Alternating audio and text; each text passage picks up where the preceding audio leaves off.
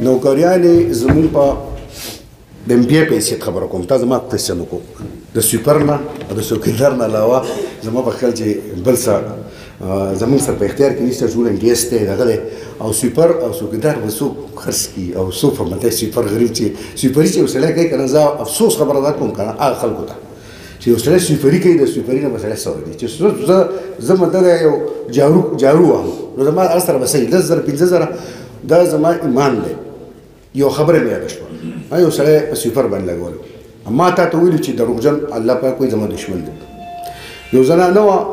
اوس دا راته پته نه شي د هغې زوی مې نوکر کړی کار مې پخپله نوکر کړی وه خو دا راته پته شي سیدو سره سیدو کې تعلق دی ما یې د پیپسي بوتل راوړو د کاټن چې کله نوکر شو شکریا لراله ما یې د پیپسي کاټن راوړو نو زه ډېره زیاته خوشحاله یم او هغې نیولې په شاپر کې نو زمونږ کور والدینه وایي دی خو به کې معاینه داسې به نه کوې دا به تواله خو ما دا ځان ته په 1000 روپۍ د حساب کا دا پیپسي او ما چې د ګوسو قیمت دا ډبل حساب کا دې له به جیب کې کېده دا به خوشحاله دم شي چې دا ایران واغستو دا درته زه خدای ګواه کوم دا کومه خبره چې د کوم حق موږ وکړه هغې له واپس وکړه هغه شی کې مو واغستو نور الحمدلله موږ دومره نوکریانې کړې او زه به درته ټول راغونډ کړم کارکونان چې ځان به انشاءالله تعالی موږ له چې جنون نه جذبات کوي یو خو دا خبره شوه دویمه زما د اساسو خبره شوه زبردست کوېسچن دی وکړو محبوب صاحب او په دې باندې مې انشاءالله تعالی زه یو منټ وکړي به تاسو لګوی او ټول یې واورئ خامخا زه کوېسچن ډېر ښکلی وکړو په 2018 کې ما اساسې جمع کړي او دا ښه دی چې زما سره ما د الیکشن کمیشن نه ښه راغستي ما ته پته وه چې دا کوېسچن وکړي دا موجود دي که د الیکشن کمیشن 2018 کې د 53 کروڑ روپۍ دا تاسو ټول لیدی شئ دا به تاسو ته پاتې کړم او د جواب بیا تاسو ورکوئ ځکه چې د مسلمان شان دا دی چې د حق نه پټوي دی به رښتیا وایي دا به تاسو وایئ که ما دروغ ویلي په ما به نالتي او که چا دروغ وایي په هغو به الله پاک نالتي او مخ خپله توروئ بله منافقانو خبره ته کوم زه ورته یوازې منافق نه یم موږ مسلمانان یو زموږ ایمان دا دی موږ به حدیث ومنو قرآن منو کم سړی چې په چا تهمت لګوي هغه به د جهنم کنده کې به خېټه علما کوي چې منځ هغه به الله پاک هغې لپاره کې سزا ورکوي چې به بل انسانیت باندې به مسلمانې تهمت لګولی نو به الله پاک هغې ته وایي بل ځای کې حضرت علی استانو قول دی وایي چې په یو انسان په مسلمان ته تهمت ولګوي دا د اسمان نه دروند دی دا د اسمان نه دروند دی علما دا دغه کوي دویم علما وایي چې کوم انسان په بل انسان تهمت لګوي الله پاک په د جهنم کې چې خلک سوځي دا وینه دا ګندګي ورغون کې او دا انسان به پاغي کې سوځي لکه عام جهنميان کې به نه سوځي په دغه ګل کې به سوځي یو خو د تهمت لګولو دا غټ ګناه دی دا تهمت په ما باندې په 2018 کې لګېدل اچھا چې لګېدل هغه الله پاک ولا سزا ورکړې ده او زه به مسلمان ته سپک نه ګورم زه به انسانیت ته سپک نه ګورم او خدای پاک غفور رحیم دی ځکه چې الله دلته هم ذلیله کول کوي او آخرت کې هم ذلیله کول کوي او زه به ستا د صفایي په دې کې یم چې د ټول نه غټ احتساب زما خپل ضمیر دی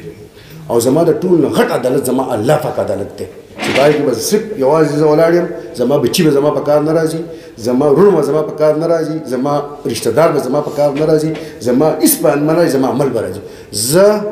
مسلمان یم ما ته تربیت داسې شوی زه د علماو سره ناست یم ما د علماو نه څه زده کړي چې ځکه چې هغه بدترین انسان دی چې دی د دنیا دپاره خپل آخرت تباه کړي نو زه د خپل دنیا دپاره د خپل ودې دپاره د عزت دپاره خپل آخرت نه تباه کوم چې زما 4 روپۍ په اساسو کې اضافه شوی دا د منافقینو شی دی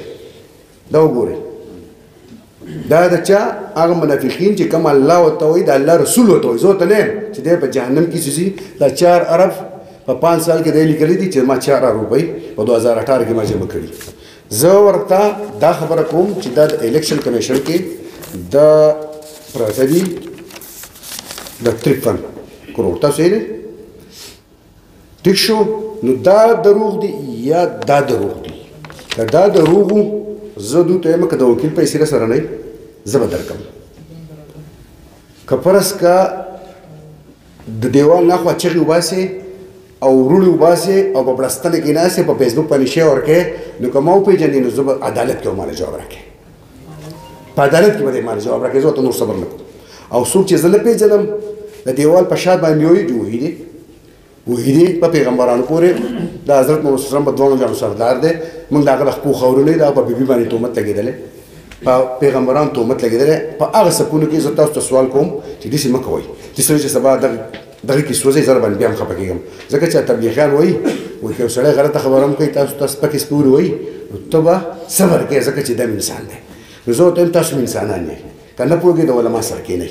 ځکه چې تهمت لګول ډېر سخت ګناه دی او تهمت سره چې څوک مرګتیا کوي ګوره هغه هم الله سزا ورکوي یوازې هغه له نو څوک چې ورسره کومک کوي هغه هم سزا ورکوي د الله قانون دا زه نه یم علما وایي غټ غټ علما غټ غټ عالمان وایي او تاسو زما دا خبرې چې اورئ تاسو بیا د علما سره کښېنئ ما ته بیا راشئ کښېنئ ورسره یو خو دا خبره ده حکومت د دې امپورټډ خلکو دی را دي چې ما به راوغواړي ما له دې ثبوت راکړي دا خو د دوی دپاره ښه خبره ده چې زموږ نه دومره هېرېږي چې الیکشن بیا دې وګټي نو یو کس خو به دې ناهاله شي کېدای شي چې زه نااهله شم او ما ته راټول خلک لاړ شي او چې دا یو خبره زه ستاسو مخکې دا واده کوم که دا یو خبره رښتیا وخته که نه زه به له 99 خبره ومنم 99 به زه ومنم که دا خبره دروغ وخته نو زه خپل عوامو ته خاص کر د سوات خلکو ته صافیانو ته سوال کوم منت کوم لاس ورته راشي چې 2 نمبر مرګتیا مه کوئ د 2 نمبر سړي نه خلک ځان ساتي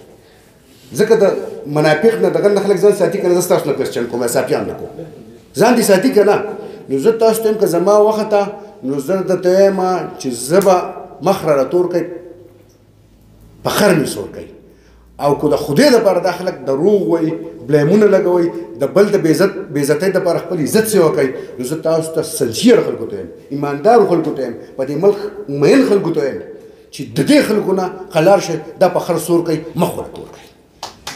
دغه زما د دې سوال دی زه به انشاءالله تعالی مسلمان یم زه ډوډۍ خورم زه سره نه خورم زه زمرود نه خورم زه دغه ډوډۍ خورم چې کوم چې په نصیب کې په دغه کټ کې مې سملم چې به کوم کې راځم او دغه شپږ فوټه د قبر له وځم او الحمدلله دو وایي سل پاپړ نه ولاړ دو دپاره انشاءالله زمونږ مراسید زموږ چیف منسټر صاحب انشاءالله اتوار په ورځ راځي نورې خبرې به ورته په نشاط چوک کې بیا هغه کوي